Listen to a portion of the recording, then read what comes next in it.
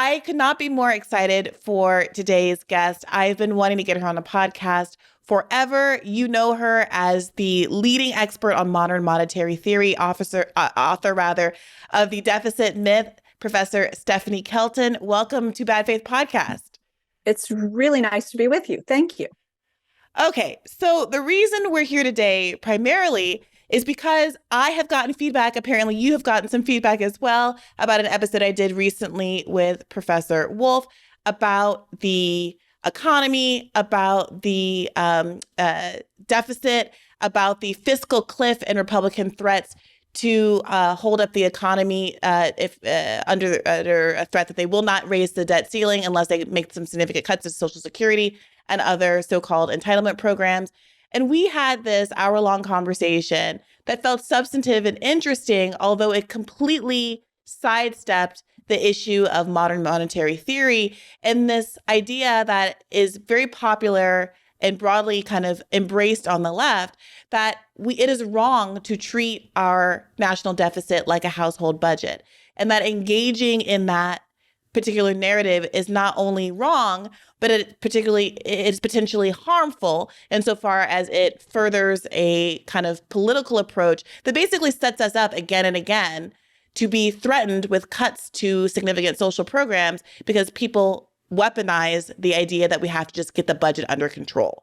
So first, since this is the first time we've really gotten into MMT on this particular podcast, maybe we should start with an orientation of what that is before we get into the specific discourse around the fiscal cliff, as it were. Okay. Well, first, a couple of things. I did not hear the conversation between you and Rick, and I know Rick. In fact, he's going to speak to my class here in a couple of weeks, 2 or 3 weeks. Oh, so lucky class. I invite him. They are. So I know him and I like him a great deal. I didn't hear the conversation, but maybe like you, I did hear from people who did hear the conversation. And,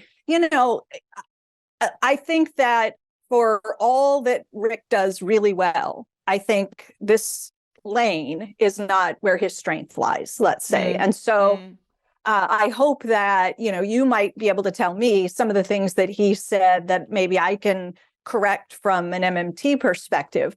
You've talked with Fadl Kabouk, is that right? You've had, absolutely. Yeah. So maybe, people can find that episode too when they go back and listen, because I did hear that. He was really terrific. So, let's start kind of at the beginning. MMT is a huge project. It's, the brand name, if you will, for what's really a body of scholarship that's been produced over now almost 3 decades by, economists, mostly economists, but working all over the world.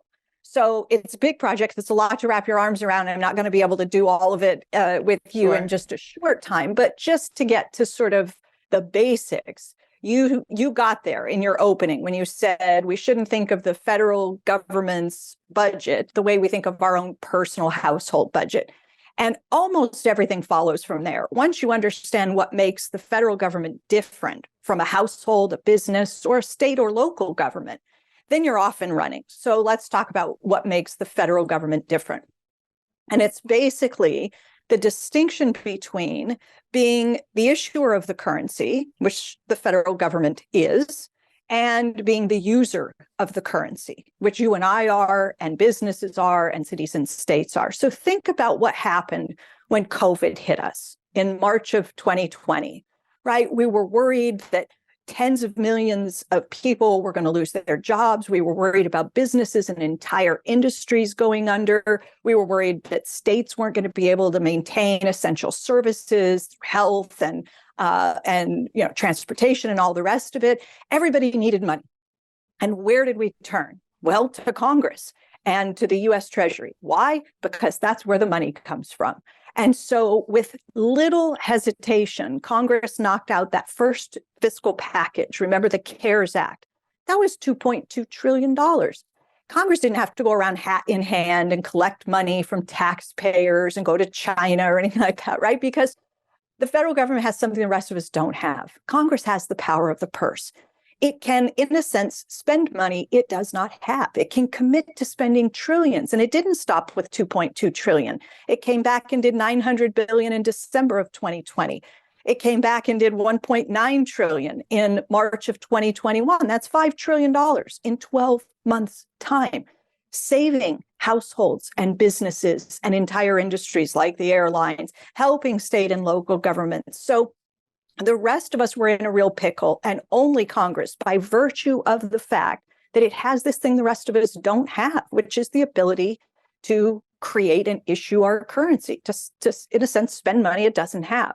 If we could all do that, we wouldn't have needed those stimulus checks. We wouldn't have needed, unemployed wouldn't have needed that extra $600 a week, right? State and local, we would have just made the money up ourselves, but we can't do that. And so MMT starts with that recognition. And then from there, lots of things follow about what we get wrong about deficits and debt and everything else. So the average conservative, or let's just say neoliberal person, hears that and says, okay, well, technically, I know that the government can print money. But if they do print money, we'll have runaway inflation. There'll be people burning wheelbarrows full of dollars, you know, as they have in all of these, you know, socialist countries that have gone under, blah, blah, blah. And so it's not that we can't, but that we shouldn't. And of course, we know that for the last 2 years or so, Republicans have been, and some conservative Democrats have been beating that exact drum, saying that the inflation that was the focus of so much media attention over the past year was caused rather by that exact spending that you described. So what do you say to those folks? Okay. Well, we can do the entire conversation just around inflation, but let's start with the idea that deficits are inherently inflationary. We can dismiss that pretty easily because, you know, I don't necessarily have to tell you how old I am, but the federal government's budget has been in deficit in every year of my life except 4. Okay, so deficits are the norm. Now, what do we mean when we say the government's budget is in deficit? Briahna, there's so much misunderstanding. This word is carries such a pejorative, right? Because you hear the word deficit, and what do you think of? You think of a shortfall. You think of something that needs to be overcome. It's a problem of some kind. If people watch the Super Bowl and you were cheering for one team and, you know, the announcer came on and said, oh, if the Eagles are going to come back and win this, they're going to have to overcome a 3-point deficit. Oh, deficit, right? That's how we associate that word, right? Right? Yeah. So I'm sorry about your loss. Yeah, I know. It's fine. I spent 17 years living in the Kansas City area. So all right. All right. Well, anyway. We don't have to talk about it. Okay. Back to simple, easy things like the deficit. That word deficit sounds like a problem. It's what you want to overcome. But what it really is just the difference between two numbers. It's very benign. It's a quite innocuous thing. It's the difference between outlays and what the government takes back in. That's all it is. So make it really simple for people. If the government spends $100 into the economy and it only taxes $90 back out, we label that a deficit. And somewhere somebody writes down on the ledger minus 10 for the government. What they forget to do is to pay attention to the fact that balance sheets have two sides, not just one. So you have to look at what's happening on the other side of that deficit, I'll say. So if the government puts 100 in and only takes 90 back out, what it's really done is make a deposit of $10 into some other part of our economy. Now, another way to think about the government's so-called deficit is just to call it the surplus that arises in some other part of the economy. So every deficit is good for someone. And you mentioned Republicans. And they know this all too well, because when they have the opportunity, what do? They increase the deficit. Why do they do that? Because it's a terrible thing and it's awful, burdening next generations, and it's going to hyperinflate us and all that. No, they do it because they understand that on the other side of the government's deficit lies a windfall for someone else, a surplus, a financial surplus. It's just that they want to direct that surplus into the hands mostly of people who least need the help in this economy. So you get things like the Republican tax cuts in 2017, a $1.9 trillion add to the deficit.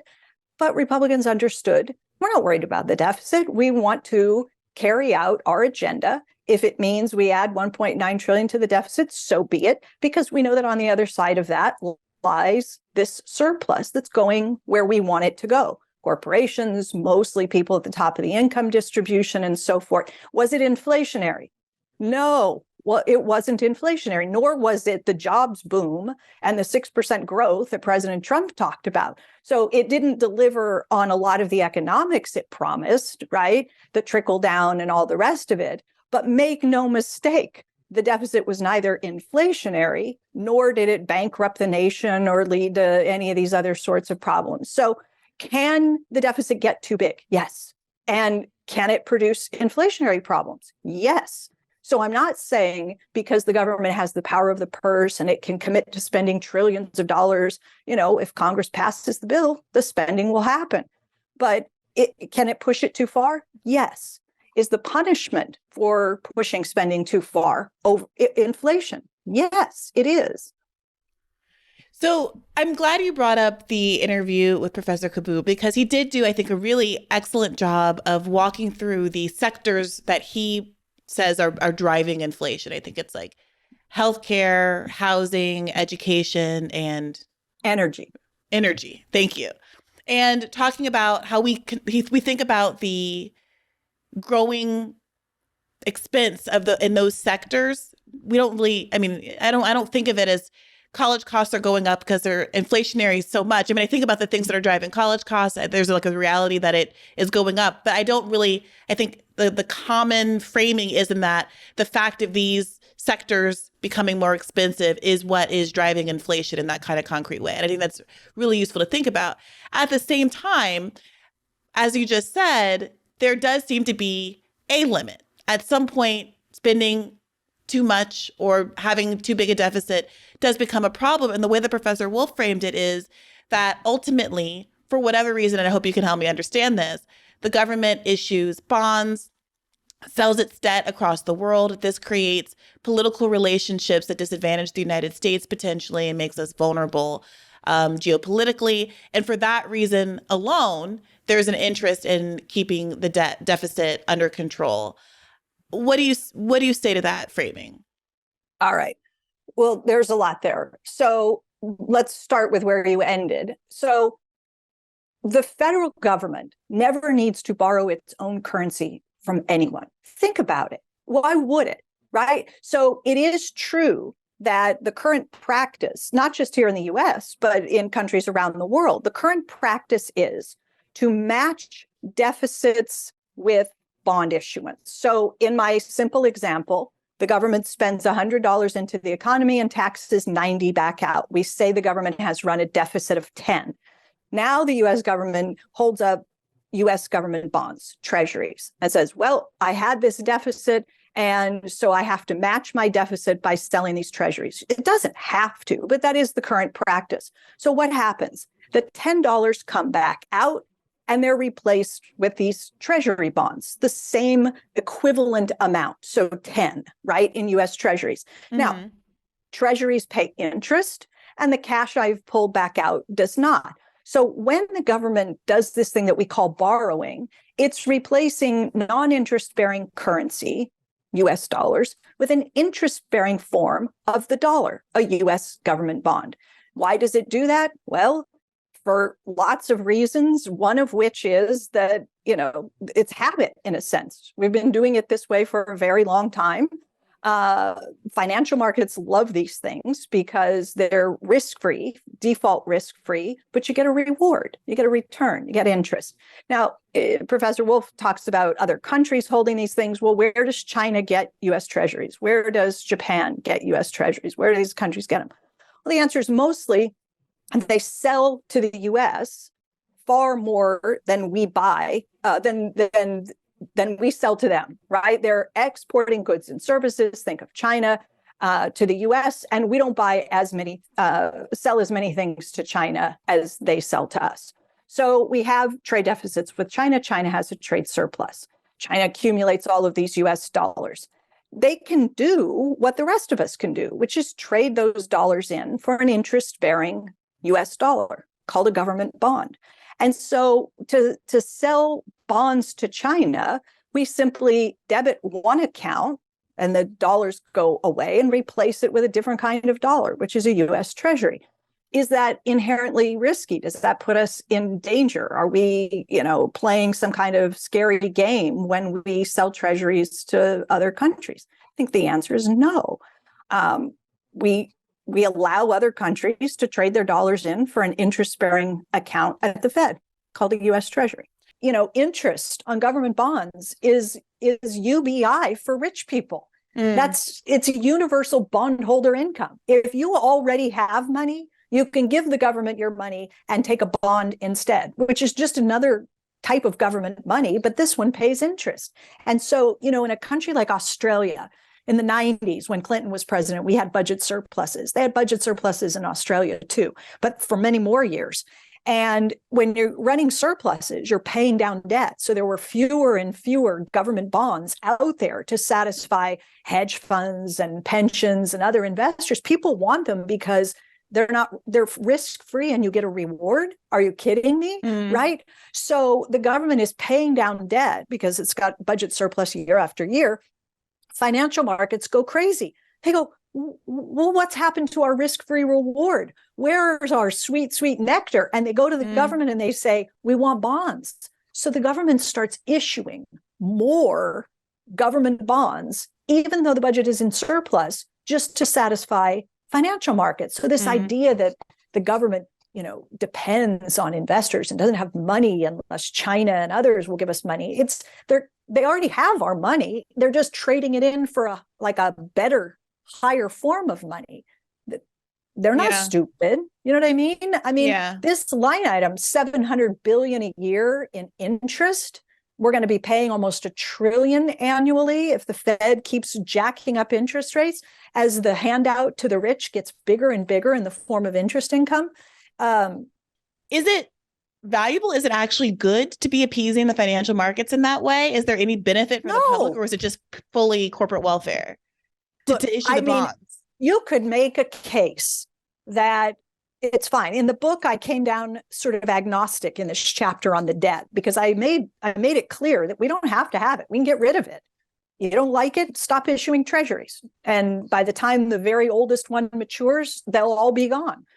Or we could learn to live with it. It was like, do you love it or leave it sort of argument. If we could better understand it, there's nothing inherently wrong except a distributional question. It does send, interest payments disproportionately to people who are already really well off. There are a lot of poor people with a portfolio that has a lot of treasuries in it. Yeah. So we have to understand the distributional question.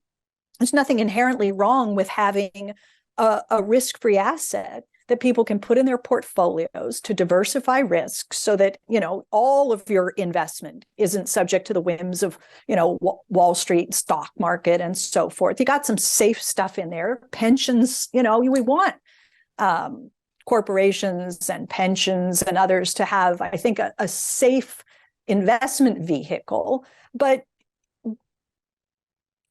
so it's hard, Briahna, because on the one hand, it does disproportionately benefit the wealthy. On the other hand, it is useful for diversifying risk and keeping, workers' pensions safer to have some asset holdings that are risk-free in there as well. I can't even remember what you asked me. No. Like, is there an actual, in the Australia example, like, is it good? Is there a social good in them deciding to issue bonds even though they didn't have to? Well, that's even though they didn't have a deficit. Yeah, that's what I was trying to get at. Yeah, is there a social good in having a safe asset available, a way to, because you put your money in a bank and you have FDIC, if you keep, 250,000 or less, and the bank goes under, you're made whole. But if you've got, millions of dollars that you need to put somewhere and you want to hold them in a safe place and not be subject to, bank risk in that sense, then treasuries offer an alternative. But for where I've come down in the last couple of years is probably that they're more trouble than they're worth. There are other ways, we could let the Fed issue securities and set interest rates across the yield curve and have a risk-free yield curve, a risk-free curve with interest rates wherever the Fed wants them. But because we call it the national debt, because we say your share of the debt, because we say we're borrowing from China, it's more trouble than it's worth at this point. Yeah. And you got all these lawmakers who look at the interest expense on the line item on the federal budget and say we're going to be paying more in interest than we pay for defense or than we pay for this. And so we have to cut education, we have to cut this, we have to cut that because of the interest. Well, we don't. You can pay the interest and fund other programs, but they'll use it to justify cutting the budget. Yeah. And Professor Kelton, are any of these younger members of Congress talking to you? Are they open to hearing? Because none of them are doing it. Yeah. So when President Biden, after the 2020 election, the members of the Congressional Progressive Caucus have a call, like every Tuesday, their members get on a call. And the first call on the Tuesday after the election was with me. So I did have a chance. And, I have done presentations and talks and dinners and met with, members. So people know. And I think that there was a lot of progress, frankly, being made. And then the inflation came. And I think that until lawmakers figure out that, the deficit did not produce the inflation. And as long as they remain skittish and people like, Senator Manchin pointing to the inflation and saying, this is why I won't do Build Back Better. This is why we can't spend more, because, we produce this inflation problem. Until lawmakers get comfortable again with the idea that you can spend without fully offsetting the spending. In other words, that you don't have to keep everything deficit neutral. They're going to find it very hard to pass anything. Because as you saw, if once you get the first three big bills, the $5 trillion wasn't offset at all. There was no big fight over whose taxes have to go up or any of that. Congress just said, we're going to spend $2.2 trillion. We're going to spend $900 billion. We're going to spend $1.9 trillion. They spent it. Then they pivoted to this deficit neutral stuff. And President Biden, we're not going to add a dime to the deficit and all that.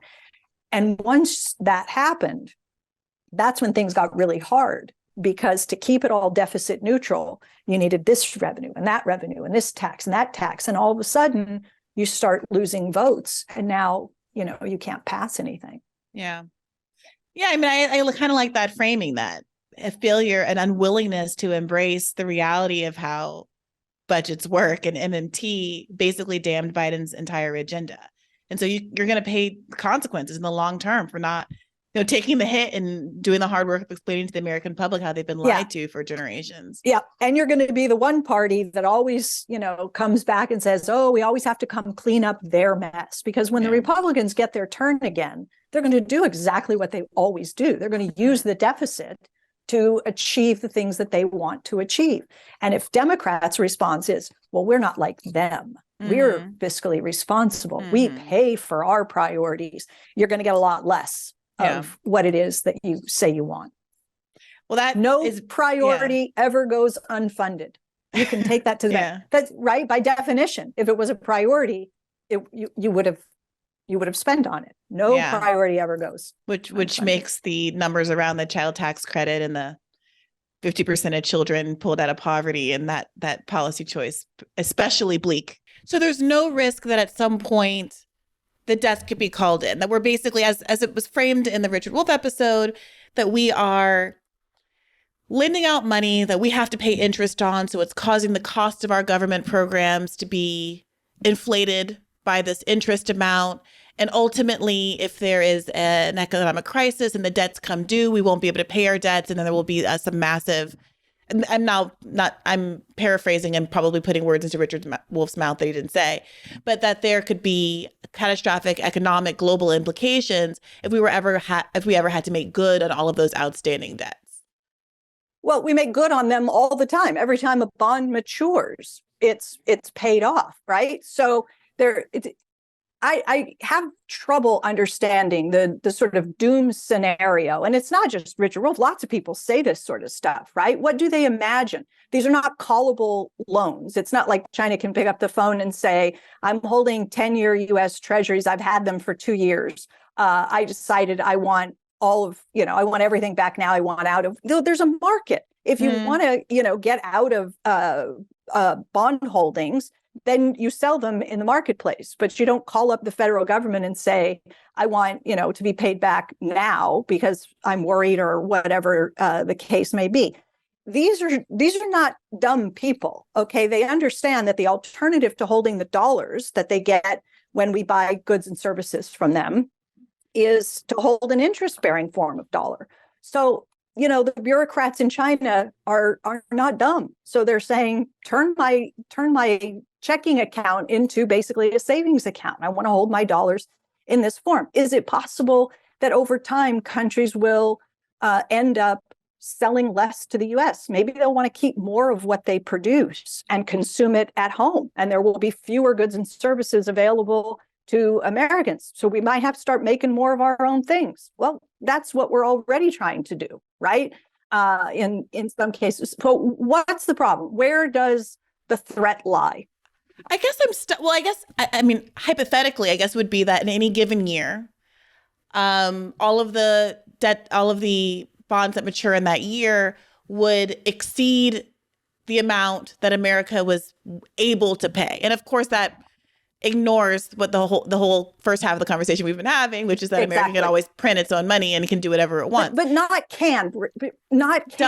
There's only one way. There's only one way that the federal government spends. It's not that it can print money. It's that there's only one way for a currency issuing government to spend, and that is by crediting the bank accounts of the recipients, whether you're on Social Security, whether you're a defense contractor, whether you're a federal worker. There's only one way for the government to pay anyone, is to, in a sense, create new money. New money is created in the act of spending every single time the government spends. It's not that it can, it's that there's no alternative to doing it that way. I guess the fundamental question then is, why do this dance with the bond issuance? Because I think it is doing this kind of, is having this psychological effect on the public. I'm feeling like it's necessary to do this balanced budget dance. And moreover, even if it's the case, and I completely take your point that it's the only way this thing happens, that America is going to continue to issue money, currency to pay off its debts and do whatever it wants, et cetera. Then at what point does it actually become a problem? Because you said a few minutes ago that there is a moment, there is a deficit size that would be an issue. How do we know when we're approaching that? All right, look, the federal government sent those checks to most people through the pandemic, right? The first two went out when Donald Trump was still in office. You saw that $1,200 check and then a $600 check. And then after President Biden was in office, you got that last check, and that was the $1,400 check, right? So, and some people say the government did too much, put too much money into too many people's hands, and that's part of why we got inflationary pressures. And you brought this up, and we can talk about the extent to which that has any basis in reality. But imagine instead of a $1,400 check, it had been a $140,000 check. What do you think would have happened, right? I think there is basically no credible story that you could tell or anyone could tell that says that we could get away with sending $140,000 checks to everybody in America and it wouldn't be inflationary. So your question, at what point? Well, you can definitely push things too far. But what I'm saying is we have seen the federal government's budget in deficit almost my entire lifetime. And for the last, 20 years or whatever, we've had little inflation. For the last decade prior to COVID, the problem was basically for the central bank, and not just here, but around the world, they were trying to push inflation up to 2%, right? So we've had decades of very low inflation, low growth. We haven't pushed deficits, although we've had deficits. Countries like Japan have had large deficits for 30 years. Japan hasn't been able to get inflation anywhere close to its 2% target for 3 decades. while running very large deficits. And by the way, carrying the largest debt in the entire world and the biggest debt to GDP ratio, some 240%. And they've seen no inflation for 30 years. So until COVID, and now they've got a little bit of inflation even over there. But the point is, you can have very big deficits that persist for decades. You can have the largest debt to GDP ratio in the entire world. You can have that happening along very low inflation and interest rates sitting right around zero.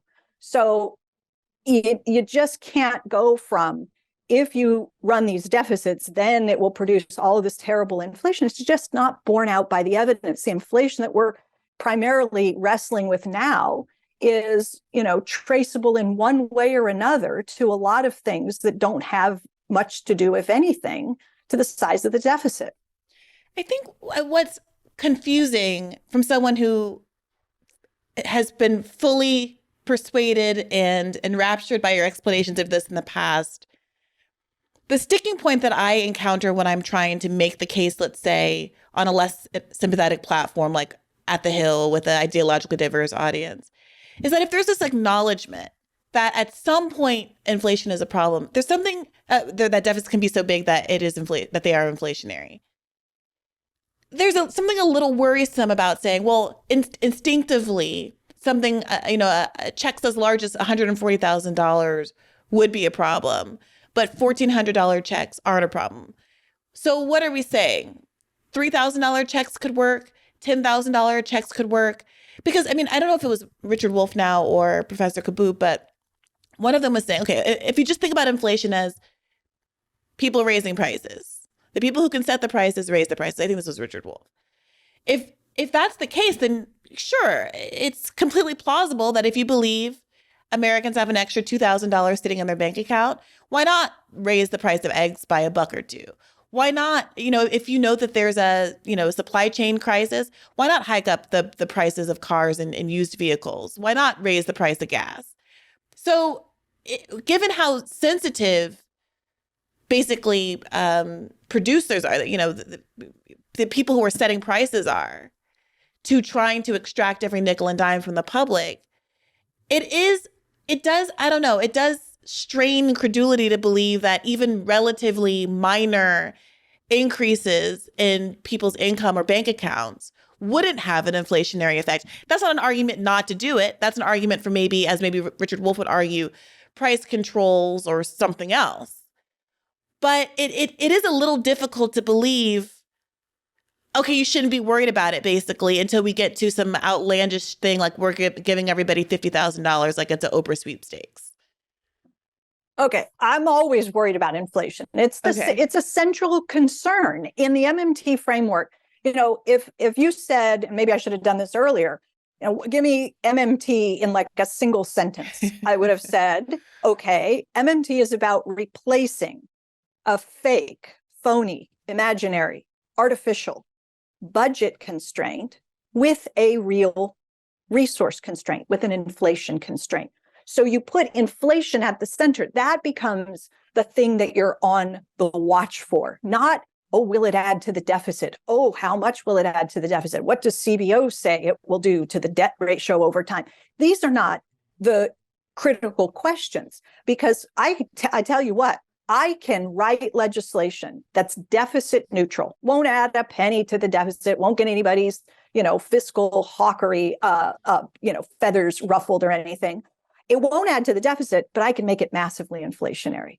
So if all you're doing is worrying about lawmakers, can I write a bill that the CBO, the Congressional Budget Office, will look at my proposed spending legislation and they'll give it a good score and they'll say, oh, you've done a very fine job. This doesn't add to the deficit. Now carry on and go vote for this.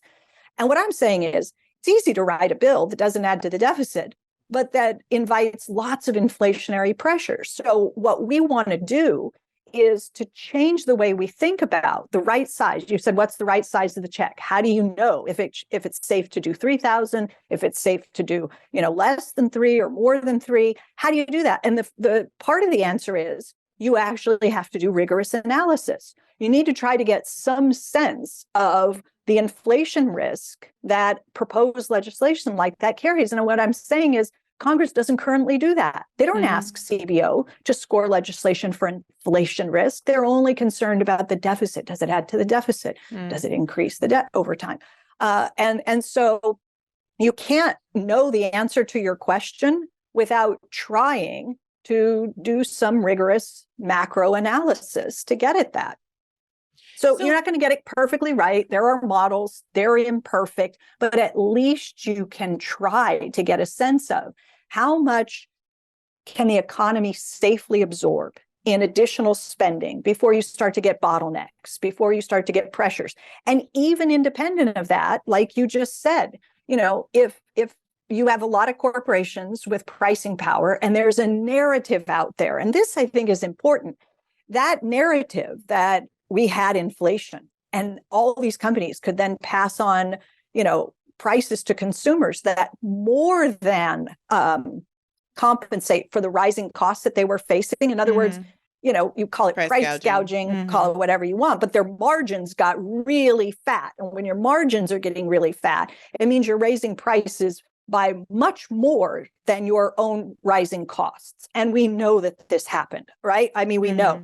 So that there was a narrative out there that, companies could point to, and consumers sort of didn't push back because they thought, well, that's the inflation I keep hearing about, right? So yeah, I'm paying more for chicken and for eggs and for milk and for all these other things because that's the inflation that's happening. So even if the economy had the capacity to safely absorb the additional spending without producing inflationary pressures, that's not to say that you won't see prices rising anyway, because if companies can raise prices, then they're looking out for their shareholders and they will fatten their margins. And you even see it in the Wall Street Journal just this morning. There's a big story about, companies are reaping these huge profits and they continue to widen margins even as their unit sales are flat. People aren't buying more, but companies with pricing power are able to continue to raise prices even in the current environment. So what then do you make of, there seemed to be a legitimate panic and desire to address inflation because of the political costs that Democrats felt they were suffering last year leading up into midterms. That was the stalking horse that all of the candidates had to dodge if they hoped to be reelected. Of course, now nobody's talking about it anymore post midterms, but never mind that. And there seemed to be this legitimate struggle in the Biden administration. Janet Yellen coming on TV, everyone trying to explain what was going on and how there were limited numbers of things that Biden could do. And these things were largely out of her control and da-da-da-da. But there seemed to be this struggle to at least appear to be doing something that was actually addressing the root of the problem. And so when you say, the CBO isn't scoring things for their inflationary effects, I would presume that at a certain point, because of the political implications, there was an effort to get at the bottom of what was driving inflation over the last couple of years. Were they just unable to figure it out? Were they unwilling to do what needed to be done to actually address it, like, say, doing price caps? What was going on from your perspective with the fight against inflation last year? So they tried to do a lot of things. You might remember that President Biden had an op-ed. I think it was in the Wall Street Journal, actually. It was called My Plan to Fight Inflation. And it was a three-pronged plan, right? And the first one was leave the Fed alone and let the Federal Reserve do its job. Like, he just wanted to be on record as saying the independence of the Fed and it's the Fed's job to fight inflation. And I'm not going to be like the previous guy and, get all involved in what Jerome Powell and company are trying to do. So, okay, tick that box. Let the Fed do what it can. The other two pieces, though, were, and I'm going to do what I can. And the second one on the list included doing things like, trying to deal with some of the backlogs at the ports and using executive action where possible to try to make some improvements in the way that we move goods and services around, transportation and trucking and shipping and all of that kind of stuff.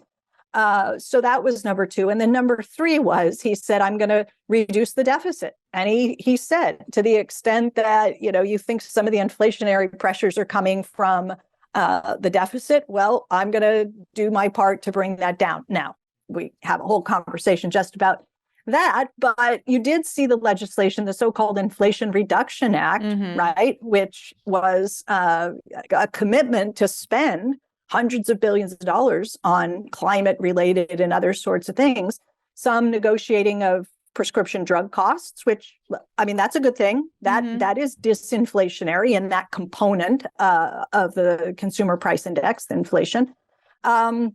And beefing up enforcement of the tax code and so forth. So, they're trying to nibble around it. And, on energy, did we do things like some other countries with price caps, like you mentioned? No, we tried to beef up the supply of energy instead. And so the Strategic Petroleum Reserve and those releases to try to, bring energy costs down for consumers, but without putting, a hand on the energy producers. So a very different approach to what, some European countries did. So basically, it wasn't that he was on the wrong track. It was just that the interventions were too small for what the moment required, would you say? I mean, it felt like, the releasing the Strategic Petroleum Reserve seemed to cut both ways. Republicans were mad at him for, you're eating into our reserves, and they used it as a stalking horse for asking why he wasn't opening up more drilling, which wouldn't have solved the problem either because they had like a many-year time horizon on getting any new wells to open, blah, blah, blah, blah, blah. But that was the discourse around that. There was he did hint at the idea of price gouging being a problem, but there didn't seem to be much in the way of policy to prevent it from happening. And he seems kind of uncomfortable with the idea of going after corporations in that way. So is the issue then that those are the kinds of things that you would do if you wanted to have an effect on inflation, but it just wasn't enough? Yeah, there was always that pushback. And I think that, within the administration, there are some who are quite comfortable talking about price gouging and profiteering, and others who are less comfortable. And so, in a country like Japan, jawboning, the government will do this thing where it will essentially say to, producers, to companies, we got our eye on you. And we know that this is a moment where you could take advantage and push prices higher than they need to go to cover your rising costs, but don't do it. And we're watching you and we'll call you out, right? You did hear the administration call for things like windfall profit taxes and so forth. Those aren't going anywhere. We both know that. You don't have the votes, and you certainly don't have it now with the divided Congress, but you didn't have the kind of support that you would have needed from within your own party to even get at some of those things. What he could have done is said, all right, my plan to fight inflation, number one, Medicare for all. We have to move urgently to Medicare for all, because that is massively, if not deflationary, massively that would have absolutely, that's probably the single biggest thing that you could do if you wanted to bring overall inflation down really rapidly, would be to move to Medicare for all, like right away. Would have had a huge impact. And what about the kind of a free public education push? It felt like he was in a bit of a tough spot where student debt cancellation was being framed as inflationary. And maybe, I don't know, maybe it was, but the whole point of the way Bernie framed it was to do that at the same time that you get at the root of the problem by making public colleges tuition free. And so that people are no longer having to have these extremely exorbitantly high college costs going forward. It actually gets at the root of the problem. Is that an argument that could have been made at the time? Sure.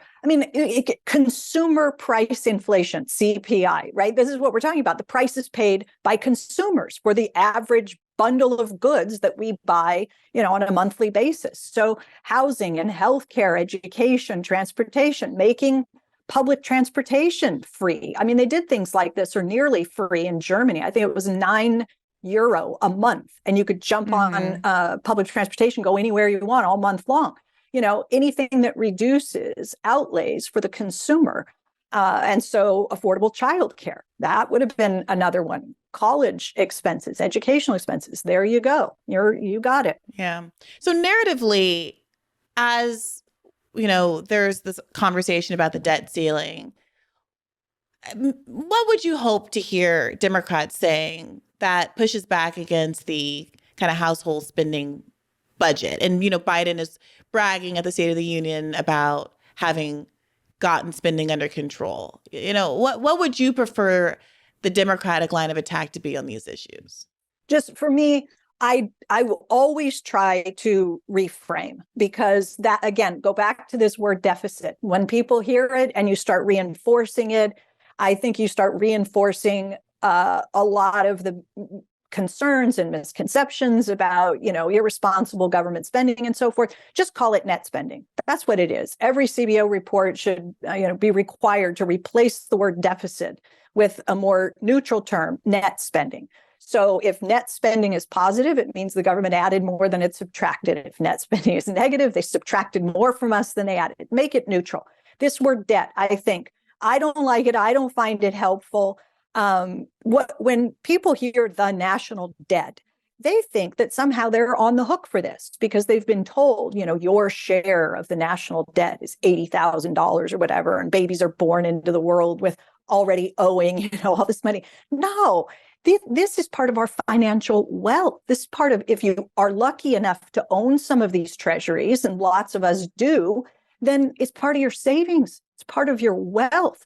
So just let's stop viewing it from the perspective of, the federal government's balance sheet, and start recognizing that every time we hear government deficit, it's the surplus to the non-government. They talk about the national debt. What they're talking about is part of our savings, part of our wealth. You want to wipe that out? You want to eliminate U.S. treasuries, eradicate the world of U.S. treasuries so that there is no more U.S. debt?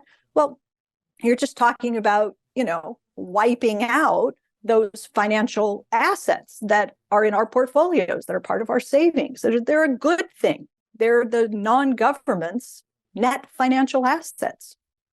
I mean, do you worry about how much time it will take? I mean, there's these shorter horizons, like, okay, what are we going to do about the debt ceiling threats?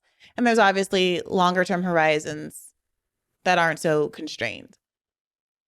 But I'm thinking back to even during the Bernie campaign, when some folks on the left criticized Bernie for not even leaning into MMT language and saying some things about, deficits and basically buying into those kinds of narratives, despite obviously you being one of his advisors and the general feeling that he knew better. So what do you make of that? Is it just that on the shorter time horizon of a political campaign, there's not enough time to teach America MMT? And if that's the case, if not now, if not then, when? Well, it does take somebody who's willing to change the discourse, who's willing to say things different. And I'll tell you who did it, and who did it really well. He was the chairman of the Budget Committee. Now, I'm not talking about Senator Sanders. I'm talking about the chairman of the House Budget Committee, John Yarmuth, who's a Democrat from Kentucky, who actually, if people are interested, just Google John Yarmuth and C-SPAN and put in MMT or my name or something and find this video and watch this.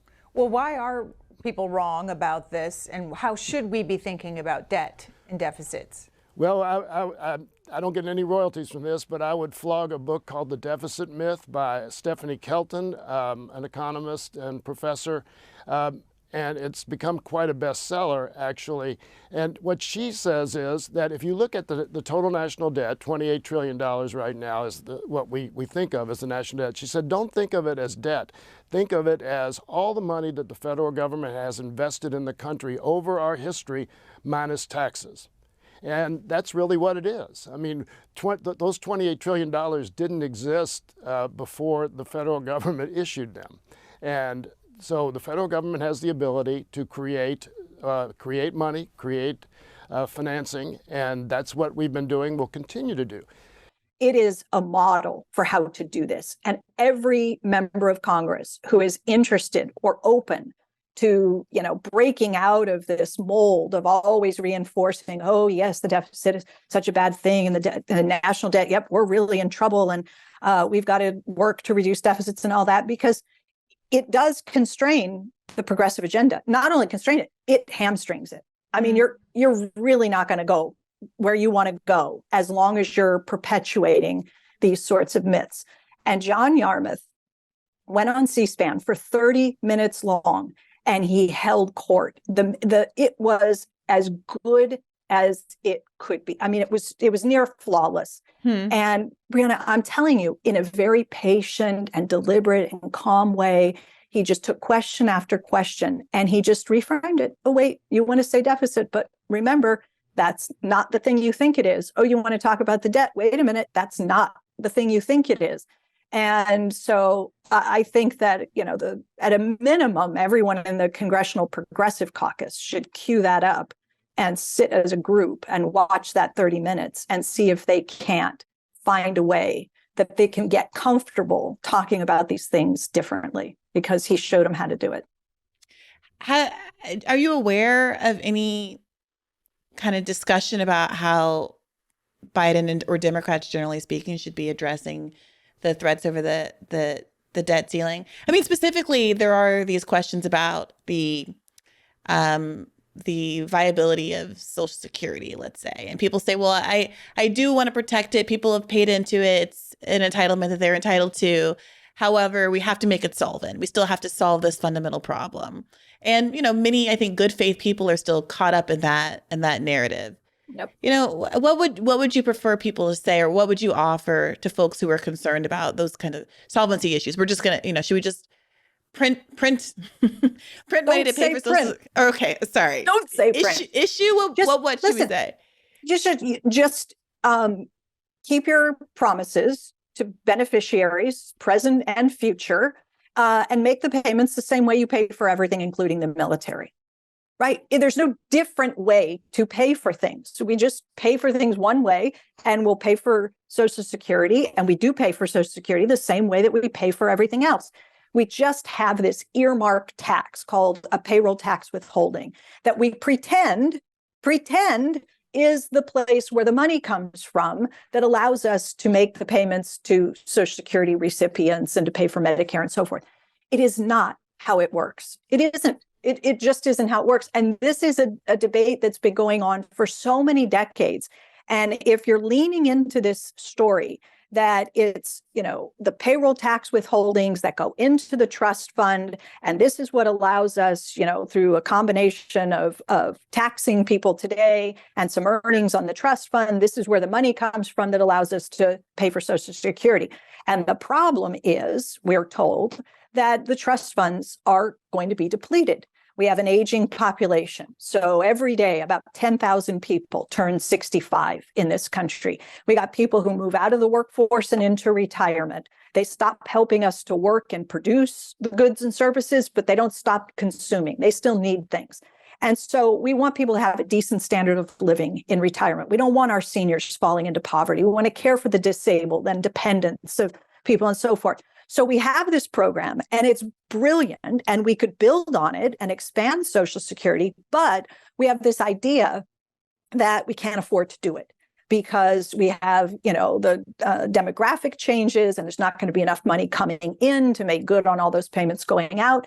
And so then Democrats start saying things like, well, maybe we could find a way to bring more in, or maybe we could make some small tweaks and make sure that the benefits are there for people who really rely on them. And when you hear somebody say that, get nervous, because when Democrats talk about protecting Social Security for those who really need it, that starts to feel a lot like means testing that program. And so what I would love to hear people do is to just reject the premise. Social Security is not running out of money. It's not going broke. It's not going to be insolvent. There is nothing to prevent the federal government from keeping every promise it has made to retirees, their beneficiaries, disabled today, tomorrow, and into the indefinite future. It's a political choice. We just have to commit to making those payments. Let me just say one more thing. Medicare and Social Security, two programs, right? Huge federal programs. Each one has two trust funds. The Social Security Trust Fund we call Old Age Survivors and Disability Insurance. There's an OASI trust fund and a DI. DI is the disability, OASI is old age and survivors. Those two are Social Security. Medicare has hospital insurance and something called supplemental medical insurance. Part of that is George W. Bush's expanded program that covers prescription drugs. Okay, so you got 4 trust funds. 3 of them are believed to be going broke, running out of money. Got to do something, because after year X, we're not going to be able to maintain payments as promised, and there's going to be a shortfall, and we got a crisis on our hands. The Supplemental Medical Insurance Trust Fund faces no financial problem whatsoever. It gets a clean bill of health from the Social Security administrators of the trust fund into the indefinite future, meaning forever. It is never, ever, ever in trouble. The other 3 are. Why? Because the other 3 have dedicated payroll taxes attached to them that say, in the event that you're not collecting enough from these dedicated payroll taxes to completely cover the promised payments, you have a problem. Supplemental medical insurance says you can never have a problem because it will always be paid by the federal government out of general revenue. One sentence, one line, if that line were attached to the other 3, to the other program, to Social Security, the whole problem, quote unquote, would go away. The whole problem, because it's a political choice, not a financial. I get that, but here's the thing that did appeal to me about Professor Wolff's argument is that absent a meaningful push to educate the public on MMT by people in Congress, now obviously you've been doing the Lord's work, but by the people who actually ostensibly are leading us and who are being listened to at the highest level of politics, it does feel like at a certain level we gotta engage with where folks are. So if we're living in a world where, let's say, obviously I completely agree with you that the Democrats, that conservatives in both parties make arguments about raising the retirement age and means testing the program in all these various ways that are a non-starter for the left. But there are also people like Bernie Sanders who say, well, why is the income cap on Social Security payroll taxes at $160,000 or whatever it is? Why aren't the very, very rich continuing to pay their share into the program? And it's like, well, what do you think is going to happen more quickly? Getting rid of that line that requires 3 out of the 4 trusts to have a pay for requirement, a tax-based pay for requirement, or a modification that is kind of easy to understand by the public that says, oh, wow, I'm paying a bigger percentage of my income into Social Security than Elon Musk? That doesn't feel right. And do you think it's fundamentally just wrongheaded to embrace any of those political arguments in the short term? Do you think it just does more harm than good? Yeah, I do. I know it feels so, how could it be wrong when it feels so right? It is wrong. And we're never going to break out because we'll always be living in the short run, and we'll always be leaning into what's perceived as, pragmatic in the moment and easier, and people understand. And I'm not even disagreeing with you that if you're going to have a dedicated earmark and pretend that it pays for Social Security, then it is wrong to exempt from that tax the vast majority of income for people who are making millions or billions of dollars, right? So there's an equity issue, and I totally get that.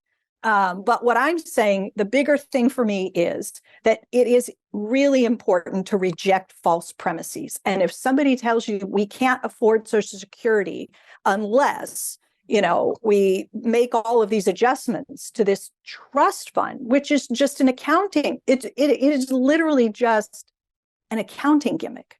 That's what it is. And we pretend that we can't take care of people. We pretend that, that this thing is in crisis. And I'm telling you what will happen before the, lifting the cap and doing all this other stuff. My concern is what will come first for the cuts. Because that's what's happened in the past, right? You're hearing people call now, we need a commission So as part of, leveraging, the debt ceiling, Republicans say, well, we're not going to touch Social Security and Medicare right now, but we need a commission because we got to start getting a handle on entitlements and all this sort of stuff. And it was the Greenspan Commission in 1983, after all, that made a whole series of changes to Social Security, including phasing in a raising of the retirement age and other cuts.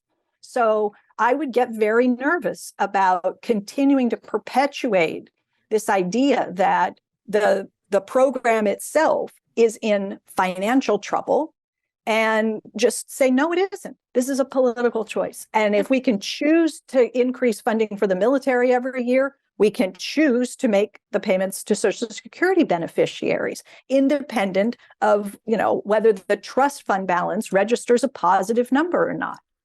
And I guess I don't mean to beat a dead horse, but then there's no argument that says, okay, well, if Social Security is solvent, maybe even expanded, and seniors are able to survive and thrive even because of this old age retirement benefit, then that is going to have an inflationary effect because they will have more spending power, and corporations will raise their. Great. Let's have that debate.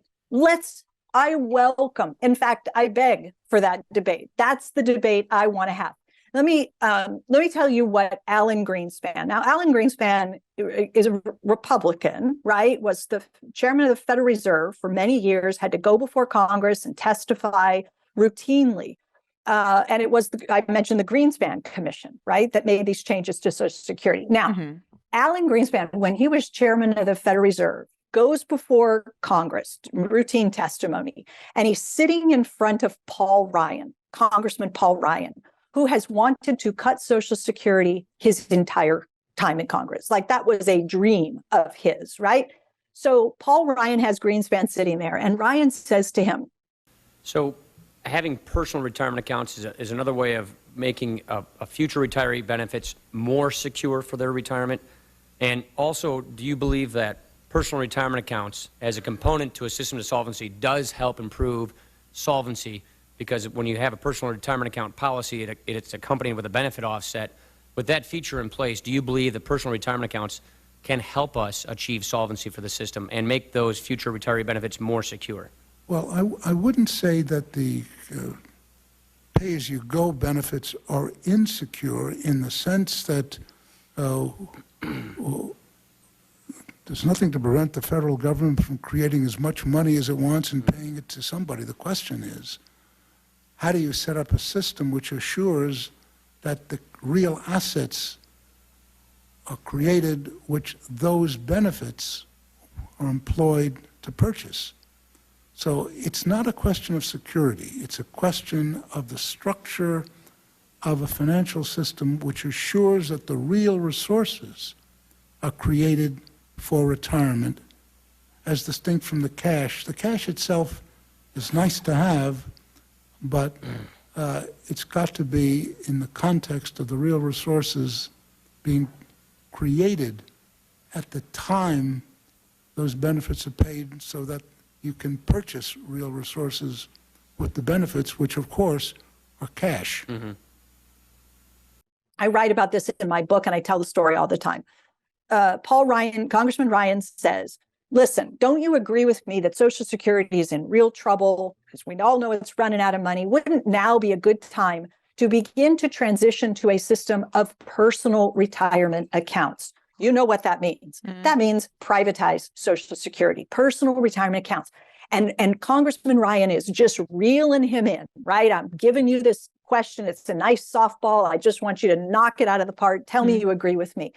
So he tees up this question, and Alan Greenspan leans into the microphone, and to his great credit, he dismisses the premise. He says no to Paul Ryan. I'll tell you exactly what he said. He said, there's nothing wrong with Social Security solvency, the way that the program is set up today, because, his exact words, there's nothing to prevent the federal government from creating as much money as it wants and paying it to someone.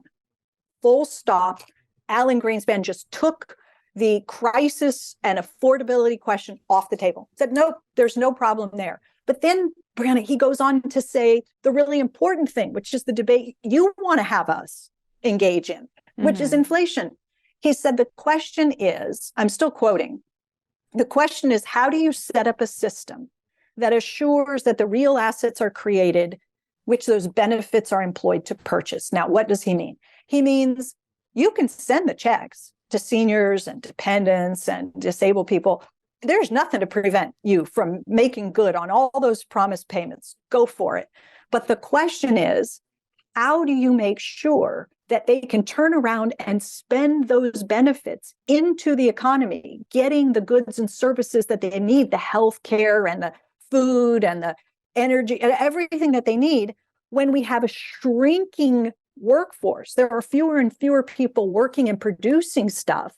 And you got all these people who've moved into retirement. So what Alan Greenspan is saying there is, how do we know that we're going to be a productive enough economy in 10, 20, 30 years, that when those benefit payments go out, that people are going to be able to turn around and spend them into the economy without causing an inflation problem? And I'm telling you, if that's the debate we were having in this country, then Democrats and Republicans could still fight with each other, but they would fight with each other over who has the best economic program to make sure that we're as productive an economy as we can be in 10, 20, 30 years time, so that we can keep our promises to seniors, have a productive economy with enough stuff being produced to meet the needs of every American.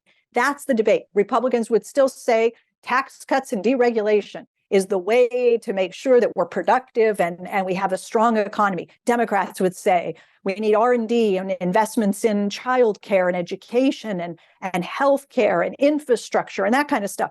So a lot of the policy debate would sound the same, but at least we wouldn't be distracted by, and those things wouldn't be weaponized to try to take those programs away from us. All right, look, I'm obviously sold. I was sold before coming into all of this, and I appreciate you answering what I'm sure are the kind of questions you get all the time and are probably a little tired of answering them. But I do think it's important to moot some of it out, because this is the kind of stuff that I hear back to me all the time, like in a rising context on the Hill. And frankly, that is the toughest audience, and I want to make sure that there is a good argument being made to them, because it's so easy, frankly, I think, to dismiss the idea that after being told your entire life and for generations that there are these cataclysmic effects that come from spending at all. It's hard to dislodge people from that mindset. It feels... It's you, though. It's people like you. And I know that you said, that Congress has, and members of Congress have to change the way that they talk about this, or the public understanding won't change. I actually think it's the media, it's the press, it's people who do what you do. When Senator Sanders, if he had been on television, or if Congresswoman Ocasio-Cortez or anybody else gets that question, how are you going to pay for it? Takes them right to that place where you start giving an answer that's sensitive to concerns about the deficit and so forth. People like you stop asking that question, because that just reinforces all that stuff. And I'm not picking on you. You don't do that, but lots of people do.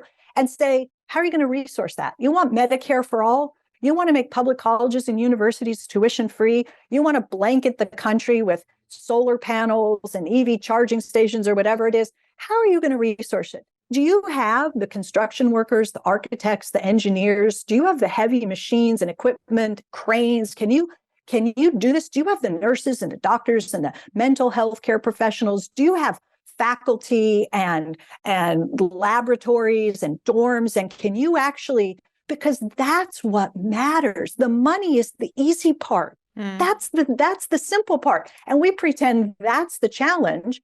And so we've got it all backwards. Yeah. And we can still hold our politicians accountable. We can ask them to explain their plans and so forth.